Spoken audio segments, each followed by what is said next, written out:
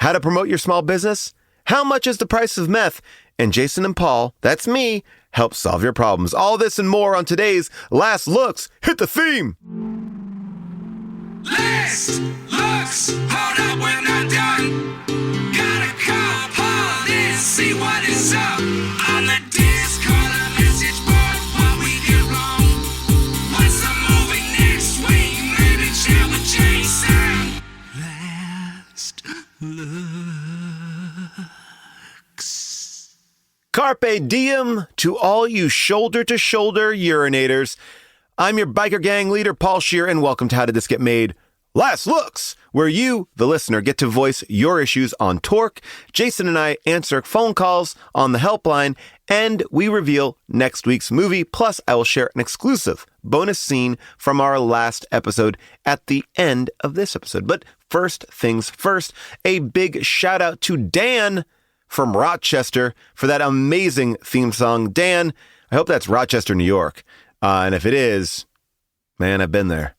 And I'm glad you're keeping the people of Rochester warm with your lyrics and your soul. If you're not from Rochester, who cares? You know what? I still love you, Dan. Anyway, we love these songs. If you have a Last Looks theme song, you can send it to howdidthisgetmade@earwolf.com. Keep them short. 15 to 20 seconds is best. You know it. You listen to the show. You don't want to make them long. No one wants that. All right, let's get into it. Last week, we talked at length about Torque, a movie that, according to Discord user Grayest Hound, had all the fumes, but none of the family. I love these taglines. And you know what? I really love a good tagline in general. And this week, when I saw the poster for Meg 2, yes, Meg 2, Statham is back, motherfuckers. We did this movie on the show when it came out. I loved it so much. We'll do the sequel when it comes out this summer. But the tagline for Meg 2 is awesome. New Meg, old chum. That's fucking great. More Meg movies, please. I think the movie's called The Trench, Back for Seconds. And I believe the Meg eats a dinosaur. Anyway, you had more questions about Torque than we had time to answer, so we figured we'd give a chance for you to ask those questions right now. You can fact check us if you will, because this is time for Corrections and Omissions. Usually we get things right, some things we get wrong. Sometimes we leave things out, it's hard to cover it all. That's why you send us all your corrections and omissions. Thank you, Francis Rizzo, for that great theme. Let's go to the Discord, starting off with Johnny Unusual. So the bald dude that Ford beats up at the beginning is supposed to be a Dom Toretto parody, right? I mean, the movie already took a lot of shots at Fast and Furious, so this seems like they're opening the film saying if Dom and Ford got into a fight, Ford could take him easily. Now, I did not recognize that because the movie just kind of begins and that character is seen really quickly, but I'm looking at him here. He is a bald dude. He has a similar body to Dom. He is in a similar undershirt to Dom. No cross. I mean, it's subtle. If that's what they're going for, it's subtle. But again, this whole movie is subtly taking shots at a movie that the producer already made. So God bless you. I agree with you, Johnny Unusual. That probably is Dom. But then who's the other guy? It's not Paul Walker. Ginger writes, somehow this movie is trying to pay homage to old Westerns and real life outlaw culture / history. Look at the characters' names. Ford, who famously shot Jesse James and whose alleged grandson, West Coast Chopper founder Jesse James, is an extra. Whoa. Dalton, the Dalton Gang, was a famous group of Old West outlaws. Shane, some consider Shane the greatest Western film ever made. I don't. Sonny Barger was the founder of Hell's Angels. All right, Ginger. Yeah, I guess that's a good mix and match. I would love if it was like all Old West or all like outlaw culture, but the mix and match, yeah, I love it. Makes sense. That's a writerly thing to do. Cameron H. writes this. Maybe I missed something, but was there significance to them going to Mexico at the end, or was it just like within easy driving distance? I mean, the entire movie, he gushes on and on about the people and cuisine of Thailand. He tells Shane of that coastal highway that was so beautiful that it made him think of her every time he rode it. How does the movie not end with Ford and Shane driving on that stretch of highway together? To the dulcet melodies of Nickelback, of course. Cameron H., 100%. Yeah, why aren't they going back to Thailand? It seems like Mexico is too close. It seems like everyone that is after them could easily get to Mexico. All right. I'm loving these points. Let's go to Hobobot. And Hobobot has brought up something that I'm so excited about. The word weregasm, which Paul pointed out, was graffitied on a bathroom wall, and it was trademarked as a clothing brand name in September of 2003, less than 4 months before Torque was released.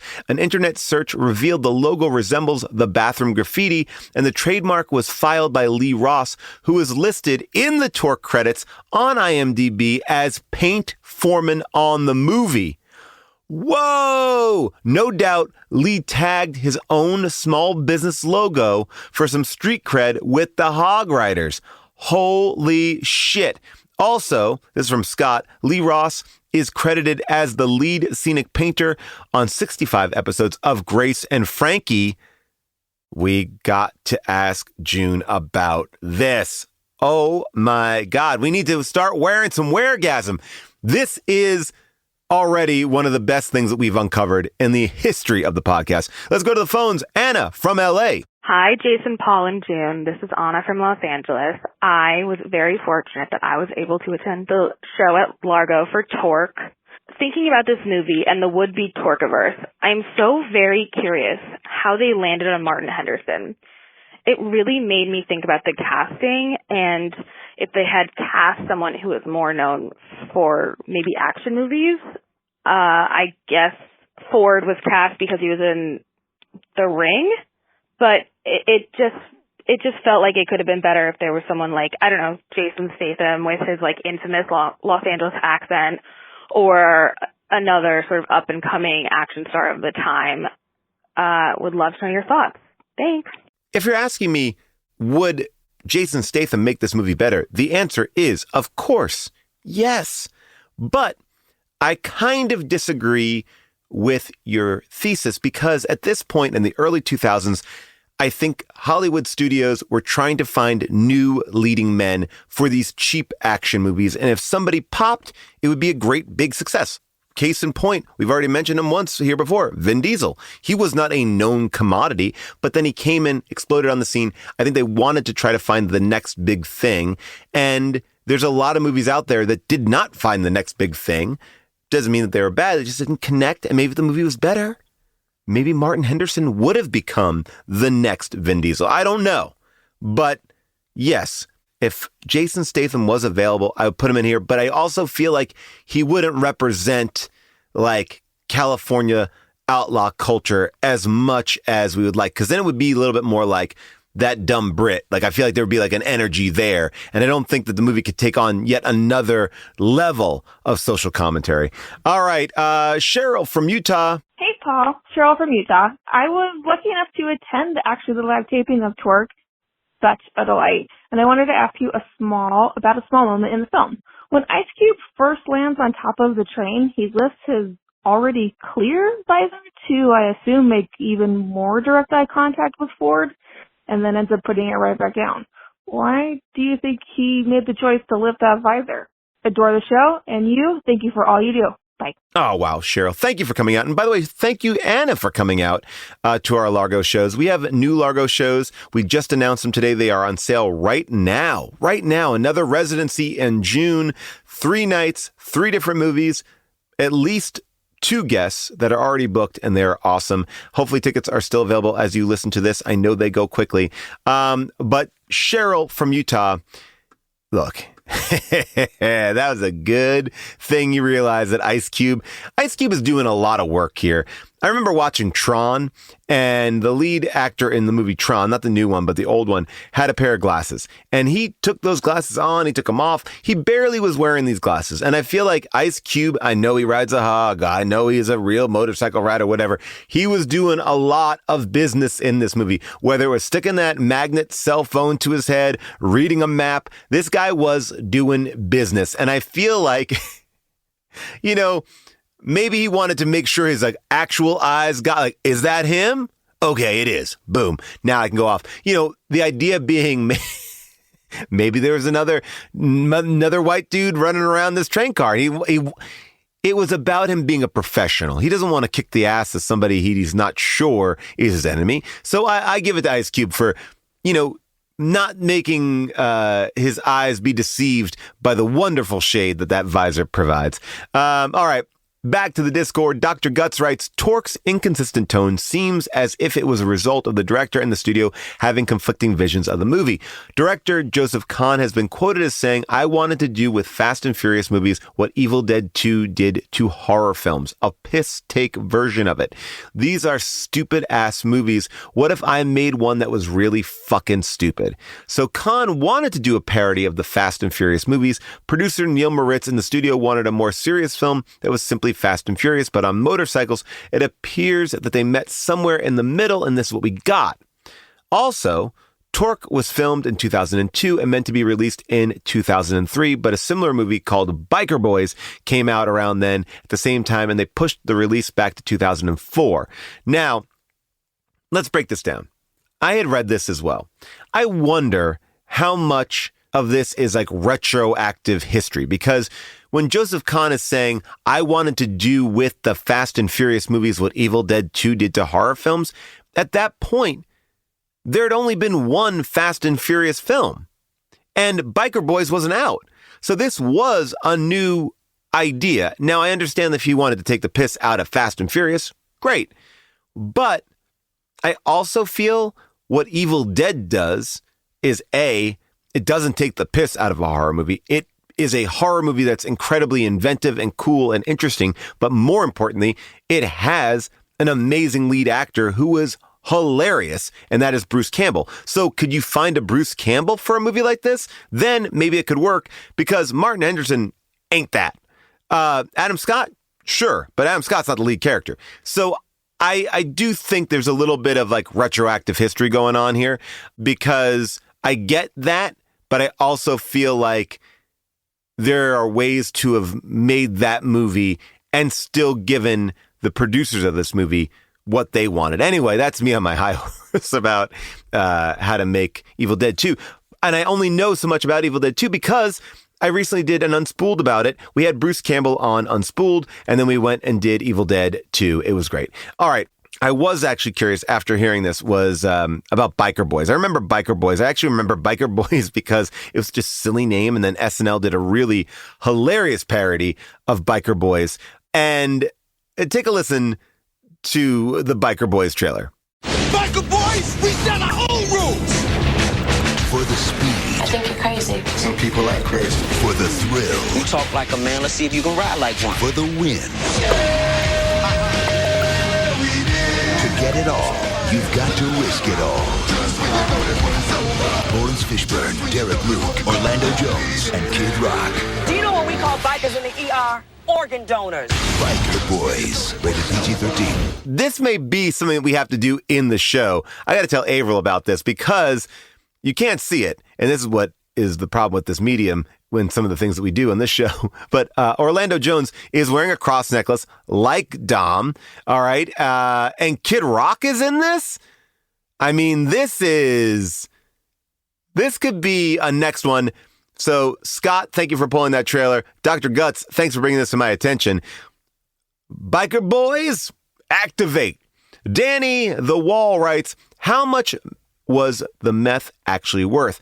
Adam Scott was banking his entire career and waiting nearby for 6 months to get a couple of gas tanks worth, and he talked like it was going to make him like millions of dollars. And Adam C. Driggers replies, well, the largest motorcycle gas tank holds 6 gallons. That's about enough space to hold about 22,000 grams of meth, as a gram of meth is about a size of a cubic centimeter. According to the UN Office on Drugs and Crime, a gram of meth in 2004 could sell in the U.S. for up to $500.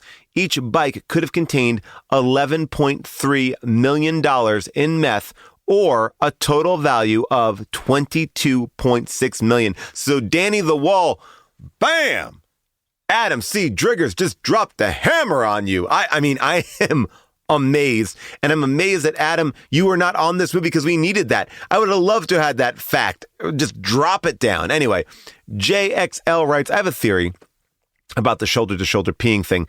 In the Tour de France, the system they've settled on is that the yellow jersey holder communicates with their team, the peloton, when it's time to pull over and take a pee break. The announcers and the camera respect that and take a commercial break. Now and then you'll see photos of the backs of a group of men taking a collective piss break like they do in the movie. It could be that they have the same sort of system for longer motorcycle races, or it could be that the makers just like that imagery from cycling. By the way, wow, did not know that about the Tour de France. People, you've blown my mind this week with these corrections and omissions. I thought there was one easy one to give, but right now I'm looking at Adam, who's going deep in drug research. I'm talking about Tour de France peeing, which I didn't even know. Dr. Guts opening my eyes to the biker boys. But you know what? Hobobot, you got my heart. Weregasm was a beautiful play by a scenic painter trying to sell his fashion brand. And you know what? For that research, you are the winner. And you get this amazing song from Ryan and Marie Adkins. Hit it! Yo, don't judge shit. Tell what he won. You win absolutely nothing. You win nothing. You win absolutely nothing. You win nothing. You win absolutely nothing. Absolutely nothing. You get nothing. Please leave. All right. If you want to submit an alt tagline for the movie or chime in with your own thoughts about the latest episode, hit us up on the Discord at discord.gg/HDTGM or call us at 619-PAUL-ASK. Coming up, Jason and I tag team some Helpline phone calls. We reveal next week's movie, and at the end of the episode, I will share an exclusive deleted scene from our Torque show. So, stick around. All right, people, just a heads up, Matinee Monday, every Monday we're pulling episodes out of the vault, re-releasing them back into the rotation, and to get ready for Fast 10, we have re-released The Fate of the Furious with Adam Scott, and then after that, we will be finishing up our prep work with Fast 9. So every week, we're getting you ready to go to the cinema to get ready for Fast 10. All right. This week on Just Chat, Jason and I decided to open up the helpline and offer our expert opinions to a few listeners reaching out for advice. Hillary Gay, play us in. Call 619-PAUL-ASK. Call 619-PAUL-ASK. You got a problem? Well, just ask Paul.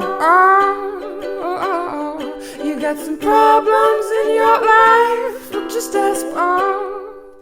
All right, Jason. Last time on Last Looks, we didn't really talk about what we liked or what we were watching, but we did talk a lot about travel and we gave some advice. We helped people out. I got some more phone calls. We blew people's minds. We've revolutionized the way the audience travels with luggage, backpacks, and packing cubes. All right, this is actually going to be another, I think, really good question. This is going to be Trevor from Rhode Island, and the title of this is, well, I'll let him kind of set up his own question. Well, you know, we'll know. Okay, here we go. Yeah, hey, Paul. This is Trevor from Rhode Island. Not Long Island, where I think you're from. Yeah, Rhode Strong Island. I got my girlfriend a watch for Christmas. So what's that? 3 months ago? It was expensive for me. You know, we're talking a $1,500 watch, Whoa. which is definitely more than was in the budget. Sure. But, so I got her this watch, and she claims to love it, but not the like color. No problem. We exchanged the watch for the same watch, but in like a gold instead of a rose gold. Gets the watch, says she loves it. It's a gold and diamond watch. It's beautiful. You know, I think she should love it. She's had the opportunity to wear the watch a lot, and she's worn the watch, I think, twice in, you know, a few months, and she's always saying she forgot to wear it. I think she doesn't like the watch, and I just want to know, is it appropriate for me to reclaim the watch and do something else with the watch? I'm calling you for help. Help me. Thanks. Love the show. Was in front row for Geostorm. Geostorm! I love it, Trevor. Great call from Trevor from Rhode Island, not Long Island. Great question. This is actually a phenomenal question. I feel Trevor like from Massapequa? Massapequa, New York. I was trying to find out our good friend, Mike Rosenstein, great guy, a producer of the Eric Andre Show and many other things. He is from Rhode Island, and he has a shirt, I think, of this guy, Buddy. Like everyone Buddy in Cianci. Yes, Buddy Cianci. There Buddy it is. Cianci. Yeah. Oh, yeah. Noted. Was he a gangster? I'm not even going to get into it. Just Google Buddy Cianci, or even better, listen to the Crime Town podcast. Ooh. This is going back a number of years. Crime Town podcast. It is an absolutely fascinating look into the organized crime. All the organized crime in New England, specifically around crime boss Raymond Patriarca in in Providence, Rhode Island, and then Buddy Cianci, who is a political figure who also gets bogged down and mired in all of this organized crime nonsense, and then also makes and sells his own pasta sauce, which. I gotta listen to this because I know a little bit about this guy, and it's so funny because Rhode Island to me seems so small, and it seemed like this is a very big operation going on. Oh yeah. Oh no, Raymond Patriarca was one of the biggest crime, mob figures in the second half of the 20th century. Like a hugely powerful, basically for a while, Providence was. I believe this is true, and somebody's going to correct me if I'm wrong. Providence was like you had the five families in New York, and then you had, the New England mob that was related, but Patriarca, and then up in Boston, you had like Whitey Bulger and Angiulo and all those folks. But Patriarca was like the head of New England crime. Well, and just so you know, if you want to find this podcast, it is called Divine Providence. What's that? That is the Crime Town that I think they've like packaged it as like I'm sorry. I get it now. So it is Crime Town. They've retitled it. They've retitled it this like series. I'm glad you said that. Divine Providence. You can find. I've typed in Crime Town and that's what came up. So it's Divine Providence, and that's like the series of this. It's fantastic podcast, and it's one season. It's really interesting. Great if you like mob stories. This one is so funny and so surprising and super interesting. I love it. All right, so this is a good question. Trevor has bought an expensive gift for his girlfriend and not worried about it. Like he's like, I'm going to buy her an expensive gift. This is a tricky thing because he buys her something that he thinks that she's going to like. She returns it to get something that she likes even a little bit more. But now she's not wearing the expensive gift, and he's worried that she doesn't really like it. And if she doesn't really like it, can he take it back? And this is complicated because, I don't think it's that complicated, but again, who knows? Like, these are, to me, and let me know what you think, Paul. Yeah. I think Trevor, what a great job, going out, getting your girlfriend something, that's fantastic. Now, and his girlfriend seems to also be trying to do, both of them seem to be doing their best, right? He's made this generous offer. It does, I agree with you, Paul, seem like she does not like the watch. Right. And is in exchanging it for a slightly different version of the watch was trying to make it a little bit better. But she, I think, it sounds like he bought her something. He even says, I think she should like it. Right.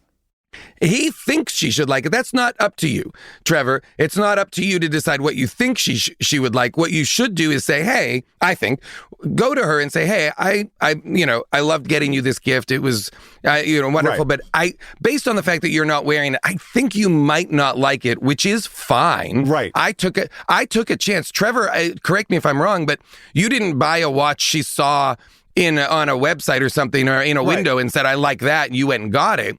You decided what it was. Now she's trying to make it work, but doesn't have to. She doesn't have to like your taste or what you think should be her taste.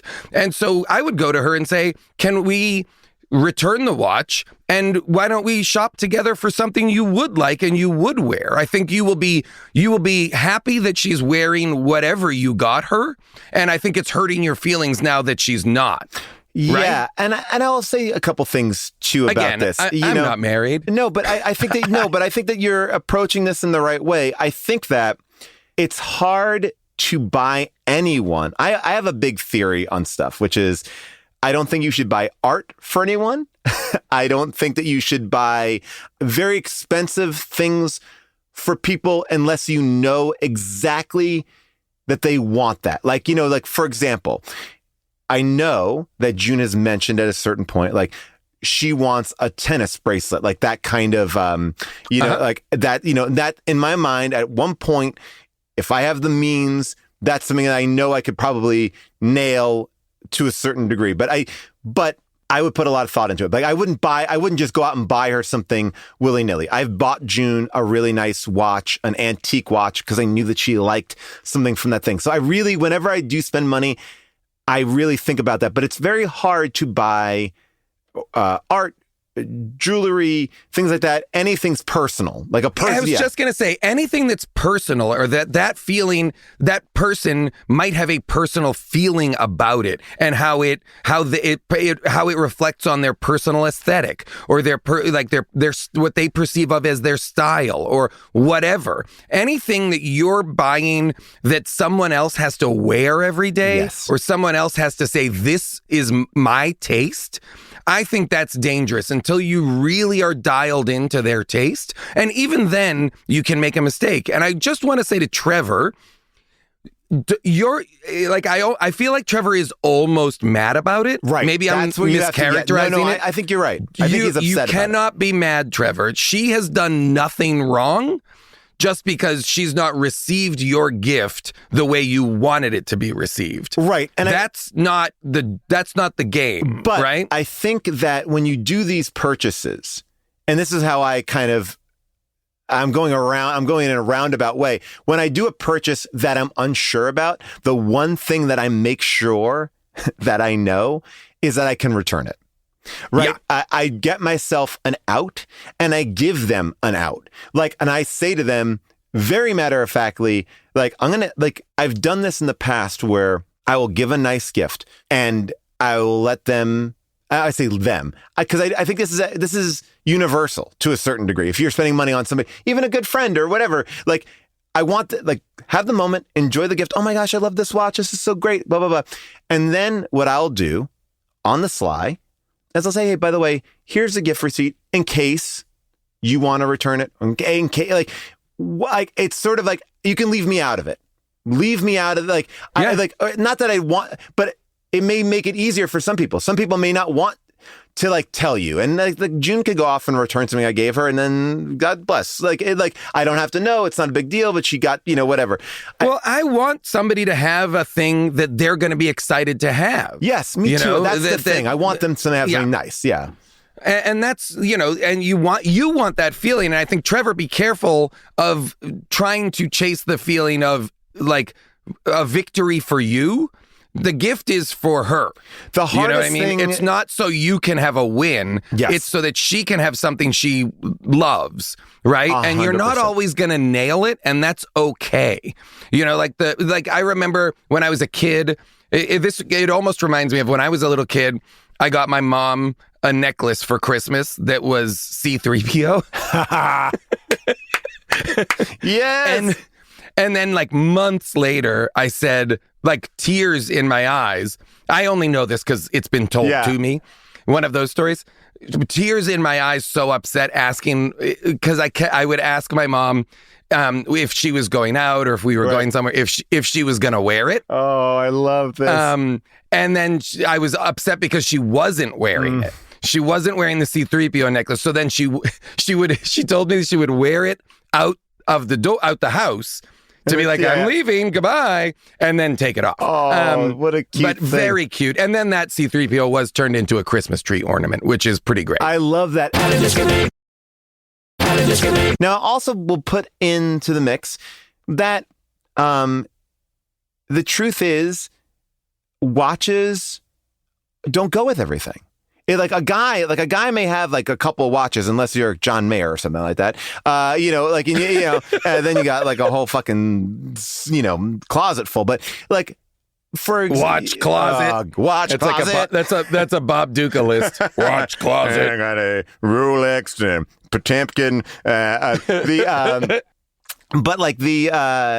But I also would say like this Cartier watch that I got June, this antique thing that I got her. She didn't wear that all the time. I see it occasionally because it just doesn't go with everything that she does. There's also sometimes where you get something that's really nice.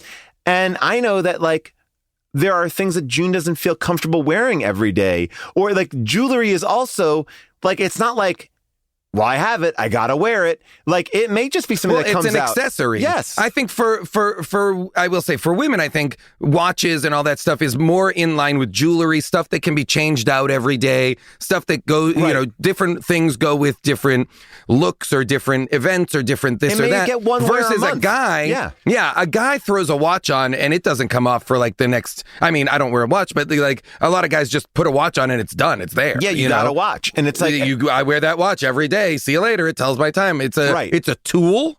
It's not necessarily, or unless you're John Mayer, in which case I'm sure you're swapping watches all the time. You got a lot of watches, and you got articles written about your watches. I mean, look, June got a beautiful gift. Someone gave her an Apple Watch. Now, I knew that she really was interested in this Apple Watch because she thought she could do all this stuff on it. But I also know that that's not June's aesthetic. She got like these a nicer band for it. It looks good. But I would say 90% of the time, that Apple Watch is sitting, doesn't move, doesn't go anywhere. It just sits there. And and I know that she likes that she has it. Yeah, I didn't give her this Apple Watch, so I have no guilt about it. But it's like, but she did get it. But that's it. But she likes. I feel very similar. I feel similar. I have an Apple Watch, and I feel I similarly. I don't wear it all the time. It's not like I don't, both because I don't love the aesthetic and also because I don't love having something there. Yes. I don't love something tight on my wrist. That I don't like. The only reason the why, feeling. Yes, I agree with you. I would go watchless. The thing that I love about my watch, for the most part, is I'm often away from my phone. And so now it's been really great because it's like just in the dad world of it all. Oh shit, who's calling me? Okay, June's texting me. Like there is something like where I can't afford to be checked out. So because I don't have and because I don't have any workflow parts of my life that need that, I don't use it as much. And I feel like probably June feels the same way. If there was a way that it suddenly became integral to my day to have that watch, and to your point, boy, it would be great if I could get the watch so that I could not have my phone out and in front of me as often. I think that's a great goal. And maybe to use the watch as a way to lessen the amount of time I'm looking at the phone. And that really has helped me because I'm never worried about like checking my phone for text because I can get it right here. Yeah. And then and then I keep my phone away. Anyway, I think that this could be a moment that you should tread lightly for, because I think it's not like I'm taking this gift back. In the way that he kind of, Trevor, I don't want to label you as saying, but it seemed like you were like, I want to repurpose it. Like you don't, well, now I'll give it to somebody else, or you like. No, I think Trevor, I think if I'm not, Trevor, if you, and you can please call back and tell me I'm wrong, but I feel like Trevor sounds a little bit like his feelings are hurt. Yes. And he wants to a little bit like say, like, can I take it back? Can I do something else with it? And the answer is, of course you can, but I think you can do it in a way that it's both of you making that choice. That you can choose to take it back and be petty about it, or you can lean into this as this relationship and say, let's do this together and make it something that is for both of you. And then whatever you get for her with her is going to be that much more special versus if you get into an acrimonious thing about the watch because you're butthurt that she doesn't wear it enough. The watch that you decided she should like, I don't think that's not going to be a great starting point. Go ahead. I will also say this.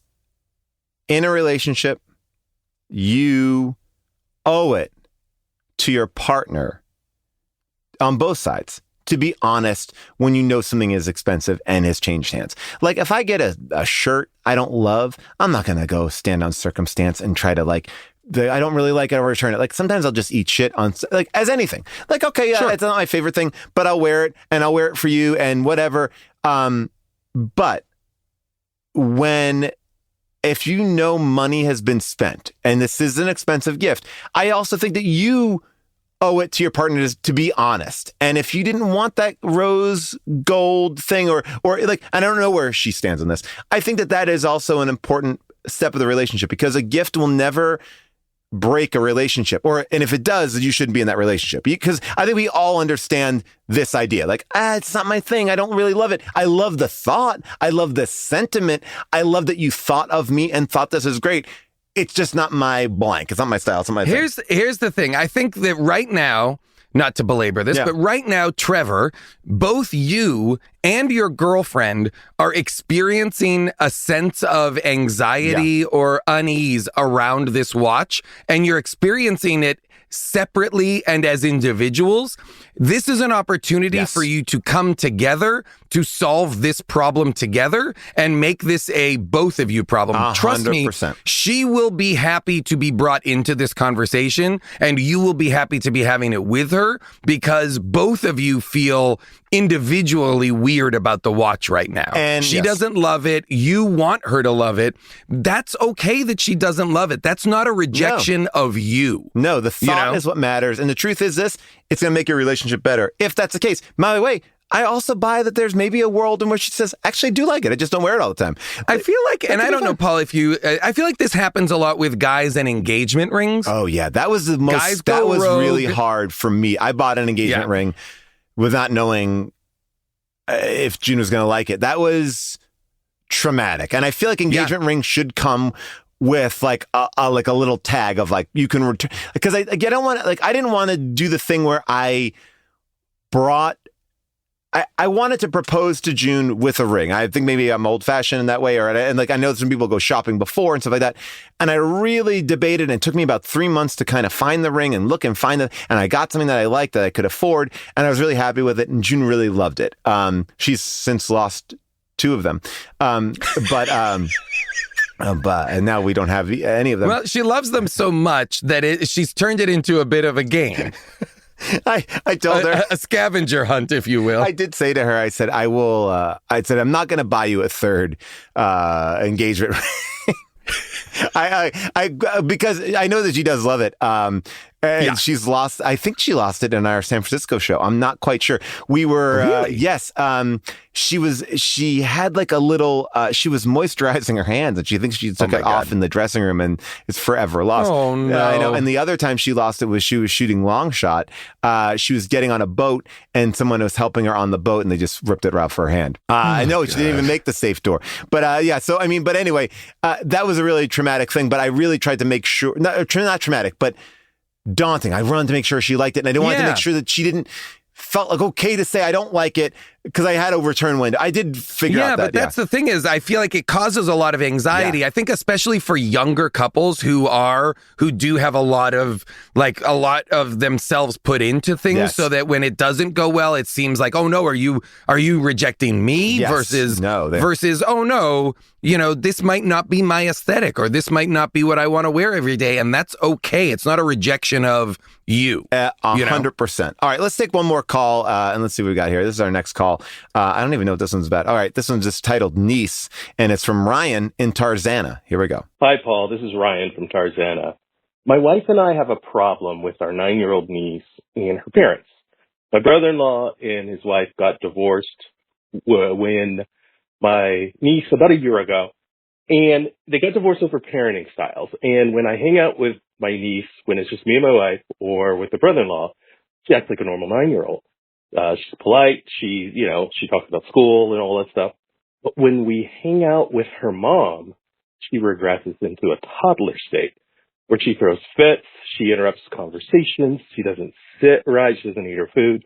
But then the worst of it is she'll grab her mom's sweater to try and pull her boobs out like she's milking or nursing or something. And it's just really embarrassing. So my wife and I are wondering, we're in a unique perspective. Should we give that feedback to the mom, or should we just stay out of it? It's really difficult to hang out with them and spend time with them. It's kind of embarrassing seeing my niece behave this way.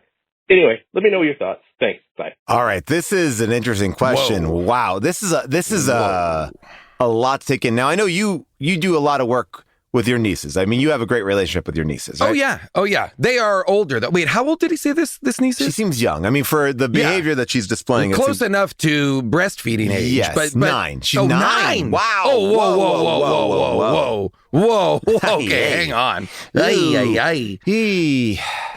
Huh. This is interesting, wow. It's complicated, and I didn't love that he said the word milking. No. Didn't as it shows a shot. Ryan, I don't think it's called milking. But okay. Yeah, this is at 9 years old. That's a shock. I will say this right off the gate, right out of the gate. I sometimes think even if you have a unique perspective, you got to keep your mouth shut. I just don't think you can get it. Unless you're willing to really upset everything. Sometimes you have to back out. I think. Well, and yes. Oh, yes, I agree. And I also think, Ryan, you have to acknowledge and understand that you might be causing further problems for their co-parenting style if you start to inject or insert yourself into the mix. Yeah. And your point of view. Now, if you think real harm is being done, of course, that's a different story, to be clear. But this doesn't necessarily sound like that. So I think that, part of it is, as uncomfortable as it is, I think you're going to have to ride it out. Oh, and try and maybe engage with your niece, even when she is being, more of acting more infantilized or acting like that. Try and engage with your niece as a 9-year-old, as appealing to the older side or the more mature side that you deal with when she's with her father. Yeah, I believe that kids all deal with divorce in a very different way, right? And they all are, as a child of somebody of parents who are divorced, I think it's important to have someone for the kid to talk to. Like if there is a therapist to help make those transitions. Now, if you want to help facilitate that conversation without specifics, that might help. I think that I always find in the sense you're saying basically. I think just so I'm clear, what you're saying basically, one way to approach this would be to not to talk about the parenting styles or anything like that, but to say macro, right? The divorce can be so hard. Do you think I don't know do you think the niece should be in therapy, or are you guys in group therapy or family therapy? I saw my friend also is going through something similar, and their kid really benefited from therapy. Like planting an idea, a seed, or something, and that with the acknowledgement that divorce itself can be difficult, not blaming either parent or not saying something here is wrong, but just the idea of divorce can be so upsetting and uprooting to a family. Is there value in therapy? Yes, absolutely. Because I do think that, when you come direct at people, especially family, like people, their instinct is to get defensive. And especially about parenting. Oh my God. And I think that, the best way to do this is continue to have conversations with them. You can maybe lead a conversation to a direction, let them be the person who brings it up, and then try to find this way to kind of offload them to an idea that may even like implant an idea in their head that they may think, oh, that's my idea. That was a good idea. And now feel like I want to do this. In that sense, too, and I don't know what their story is, obviously, Ryan, but does everybody need therapy? Yeah. The answer writ large is yes. Yeah. Everybody needs therapy, not just these people here, but everybody could benefit from therapy. And if you are able to, or if it's accessible, if you can get people feeling like we might all benefit from talking to someone a few times or something like that, that could be invaluable. Especially kids who clearly there's something going on here, and we're not child therapists, obviously, and neither are you. And, I think that the root here is like you're trying to help the kid, and you're trying to help the kid without blaming the parents, and also not letting the parents feel judged. And that's important too, because if they feel judged, they may not want to go for help because they don't want to be judged by somebody else too. And so I mean, wow, we've really covered it all. That is a really tough one. That's a really tough one because you really do. It's hard to. It's family, it's parenting styles, it's children. All this stuff that are real triggers for people. So while your heart is in the right place, just tread lightly. And I think most importantly too, be an ally to this young girl and make sure that you like the most important thing. And this is what I think I feel about this, which is, I know we're saying like don't address the parents directly, but I think the reason why I say that is because then you will be able to remain in this kid's life, and that may be more beneficial in the long run than saying something that doesn't get you anywhere with the parents, and then also eliminates you from seeing your niece. And even you being stable is important for these kids to have one because it does sound like instability is probably one of the main reasons that this is going on, the divorce and the confusion or the changes and the transitions surrounding. So if you can be a stable force, a present adult in this young person's life, that's invaluable. Absolutely. Well, man, we've done it, Jason. We've covered the whole gamut here. I mean, we really. Oh, really? And now we're going to talk about the Mandalorian. No, I'm just kidding. Oh man. All right. So, people, keep on letting us know. This is a very quick transition here to say we're going to probably go back on the road in the summer. Where do you want us to go? I think, Jason, we were talking about hitting the East Coast a little bit. We did the Midwest in the fall. So I think, East Coast. We've done some West Coast dates. I'd love to still do some more West Coast dates. We have got some stuff to do. So let us know in the Discord where you want us to go. And especially, I'd love to hear from people if we've never been to your city. Yes, there's cities that we've never done that I'd love to do. And then of course there's the places that we've been many times, like New York or Boston or whatever, that I'd love to return to. But also like and knowing that like we may not know that there's a city that's like, oh no, we have like giant comedy shows that come through here, but it's Gary, Indiana, or something that we don't know, like because oftentimes what we try to do is build in stops where you could drive. Like, okay, well, you can get there. You can get, and that's what, our Midwest tour, I think, covered a lot of area of like, it may be a little bit of a drive, but you can at least And it's very heartwarming when people are like, we drove 6 hours to get here. Yeah. It's very sweet and I love that. But we want people to be able to, especially people who never get to see us except for like the live streams. We want you to come and see a live show. It's fucking fun. Absolutely. So we're looking forward to planning that, getting everything ready. Nashville. We've never been to Nashville. I'm throwing it out there. I want to play the Ryman. Oh my gosh, that would be a blast. I think Mike has talked to us about that. That'd be great. All right. Well, we got so much to do here. Jason, pleasure as always, and we'll talk soon. Yeah. Thank you again to Jason and our callers for asking for our advice. Okay. In place of Paul's Helpline, Jason and I will continue to answer listener calls from time to time. So please give us a call at 619-PAUL-ASK. And to all of you singer-songwriters out there, once again, please send us your songs at howdidthisgetmade@earwolf.com. But don't send us like your songs. Send us songs for this episode. That would be what we're looking for. I mean, God bless your songs. I'm happy for you, but I don't need them. I'll listen to them. Send me a link. All right. You know what? I'll be on the cover of any of your albums. Don't worry about it. Now that we got Torque out of the way, let's talk about next week's movie. We're going from 2 wheels to 4 wheels. That's right. Next week, we are going back to where the Fast saga first started with 2001's The Fast and the Furious. All right. I cannot wait. We finally have done the first one of these. And I know you're thinking, Paul, is this too much Fast and Furious content? Well, you know what? Suck it up, because we have been waiting for this. We're building to a moment. This is our New Year's Eve in the middle of summer. And if you've not seen Fast and Furious 1, all you got to know is this.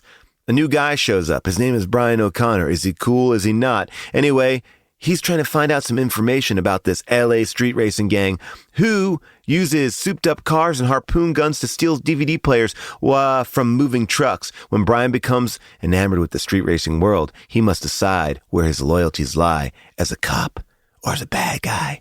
Now, by the way, I tried to take out the reference to the fact that Brian O'Connor is a cop because that is a spoiler. But I guess, at this point, you all know that. Rotten Tomatoes gives this film a 54% score on the tomato meter. And Andrew Anthony from The Guardian Observer says, not Point Break so much as pointless. Ooh, slam. All right, listen to the trailer.